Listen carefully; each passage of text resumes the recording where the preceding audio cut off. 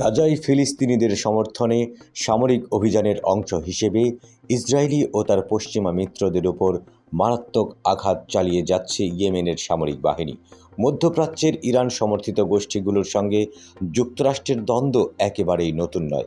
গাজায় বেসামরিক মানুষদের উপর ইসরায়েলের হামলার শুরু থেকেই সবাই জোট বেঁধেছে ইসরায়েল আর যুক্তরাষ্ট্রের বিরুদ্ধে। মার্কিন বিমানবাহী রণতরীতে ইয়েমেনের হুথিদের ক্ষেপণাস্ত্র হামলা মোটেই ছোটখাটো কোনো ব্যাপার নয়।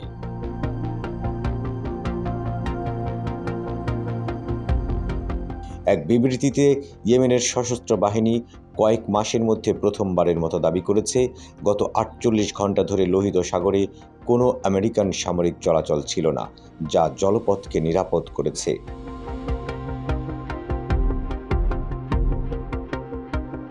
পর্যবেক্ষকদের মতে আমেরিকানরা এখন সমস্যাযুক্ত এই জলপথ এড়ানোর সিদ্ধান্ত নিয়েছে।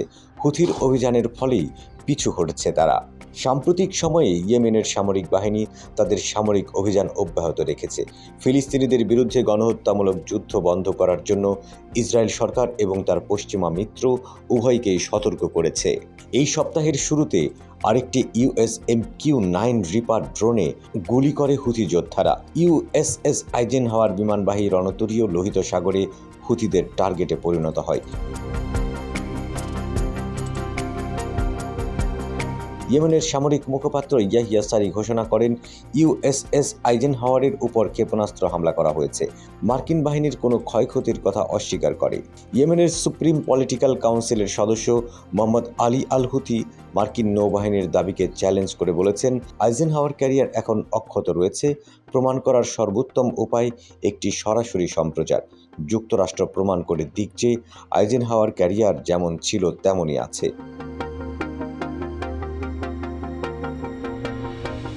বেশ কয়েকটি স্বাধীন সূত্রের মতে, মার্কিন আইজেনহাওয়ার বিমানবাহী জাহাজটি লক্ষ্যবস্তু হওয়ার পর দ্রুত ইয়েমেন থেকে দূরে সরে যায়। এরপর ইয়েমেনের আঞ্চলিক জলসীমায় যাত্রা করা আমেরিকান সামরিক জাহাজের উপর আরেকটি হামলা হয়। সাম্প্রতিক মাসগুলিতে ইয়েমেনের সামরিক বাহিনী লোহিত সাগর, এডেন উপসাগর, ভারত মহাসাগর এবং অতি সম্প্রতি ভূমধ্য সাগরে জাহাজ চলাচলে আক্রমণ বাড়িয়েছে।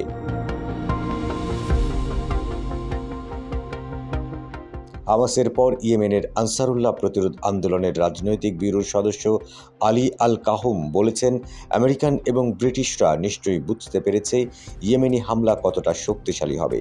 আমাদের ব্যালিস্টিক ক্ষেপণাস্ত্র সমুদ্রে এবং অধিকৃত ফিলিস্তিনি অঞ্চলে কাঙ্ক্ষিত লক্ষ্যবস্তুকে টার্গেট করতে পারে।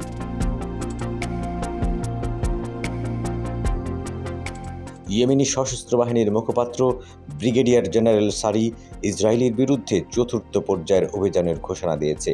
প্রতিশোধমূলক অভিযানের চতুর্থ ধাপে 3টি বিষয় তুলে ধরা হয়েছে: নির্ধারিত শর্ত লঙ্ঘন করে এমন জাহাজকে লক্ষ্যবস্তু করা, কর্মপরিকল্পনার অবিলম্বে বাস্তবায়ন এবং ইসরায়েলি শাসক রাফা আক্রমণ করলে ইসরায়েলি জাহাজের উপর নিষেধাজ্ঞা আরোপ করা।